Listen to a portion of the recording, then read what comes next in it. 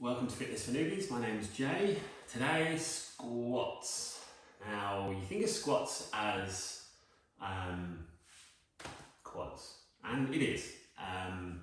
They are, sorry. But it's a lot more of a full body exercise than you realise, especially when you start putting weight onto it. We're not going to do that at the moment. We're just going to go with body weight.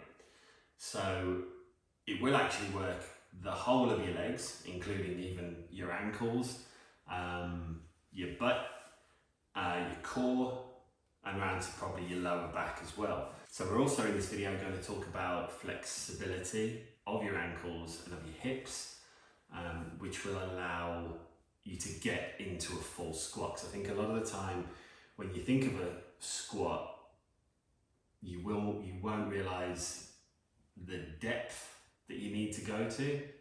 Ass on the floor, not quite, but nearly. But we'll get to that later on. So the different variations of squat, we're going to start with just a couple, and here's the first one. So this is what we call a box squat. In this video, I'm substituting the box for a bench. That's often what you'll do anyway, as a bench that's what it's built for. A box, you'll probably, you could always end up sitting through it or try and do it with an empty box. You're going to end up living in it. The box is there to just as a safety net. So you're going to get down to around about the right depth, but if you're down there and you feel, that getting back up, however many reps you've done, is a bit tricky, you can just stay there. So that's your box squat, your first variation. Second variation is a full squat. So we've just got two in this one. What we're trying to do is get our quads parallel to the ground. That's it.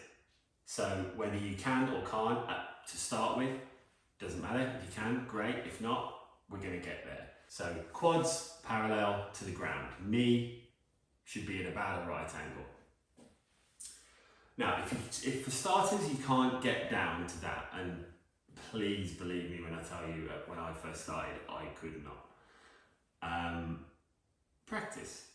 So if you can only get to half the depth, that's fine. Try and listen to your body and think, why can't I get there? Are you getting pain in your ankles? Are you getting pain in your knees? Your hips? What is it? Are your quads simply not strong enough? Whatever the case is, if you feel it's your quads, it's just practice. You just keep going, and eventually you'll get lower and lower, and you'll get there. If it's your ankles, there is a way to increase the mobility of your ankles. Stand near a wall. So for starters, have your foot pressed up against the wall, and very gently move your knee forward until it touches the wall.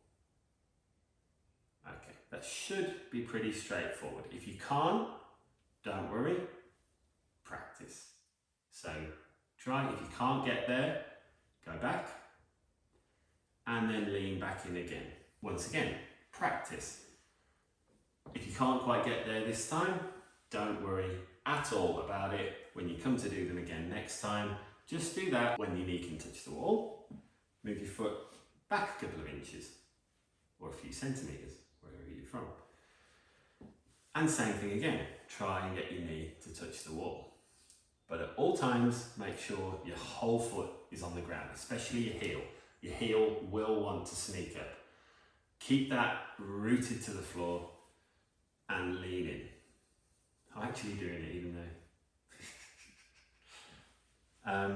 Okay, and once you can get your foot something like 6 inches, I would say, that's what it was for me, what, 4 or 5 inches away from the wall, and you can lean in and your knee can touch the wall, that's about where you need to be able to get down to full squat depth.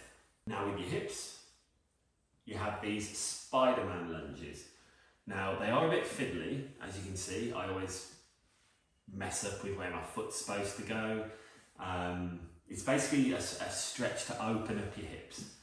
That's what I found was good for me. There may be other things you can find elsewhere that might work for you, but for me, that did the job, because it's just going to open up your hips. Again, do them before every squat session. We're not static stretching in that position, it's called a dynamic stretch. So you get into where you need to go, your foot out in front, your other foot as far behind really as it can go. You lean into it and come back and swap over.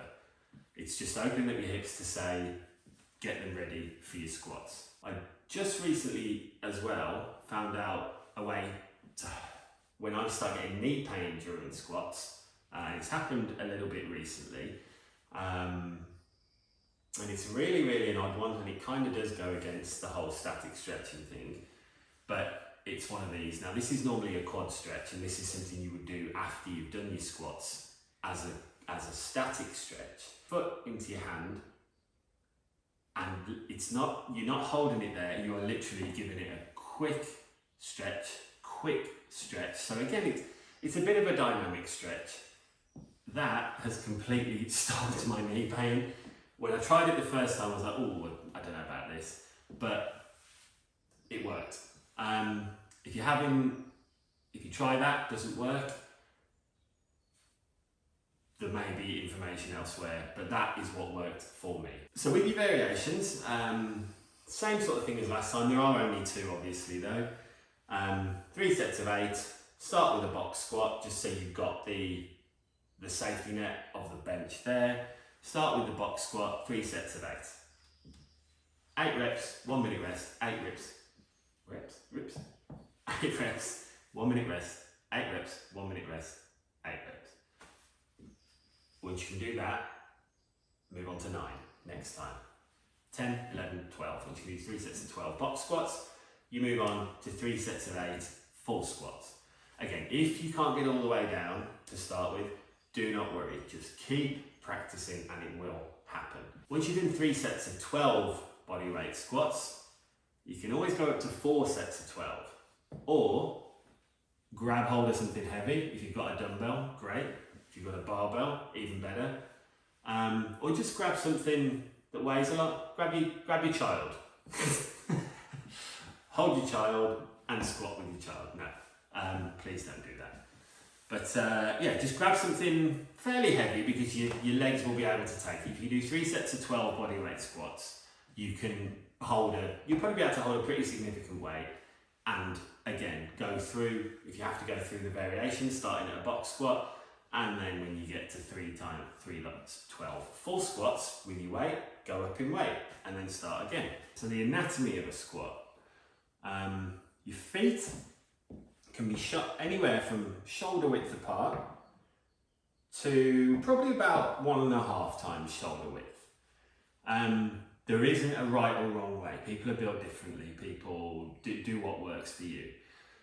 Your feet should be pointed slightly out, probably at something like a 11 and a 1 o'clock, or even you can probably go to a 10 and a 2, but not further than that. As you go down, always make sure that your knees are out. So your knees do not fold in when you come up. That's the fastest way to completely knacker them. So make sure your knees are always staying out. Once you get down to the bottom, you contract your core and you push up through your heels. So don't be tempted to I know when you're down there, you'll want to lean because it feels like it's easier to get up.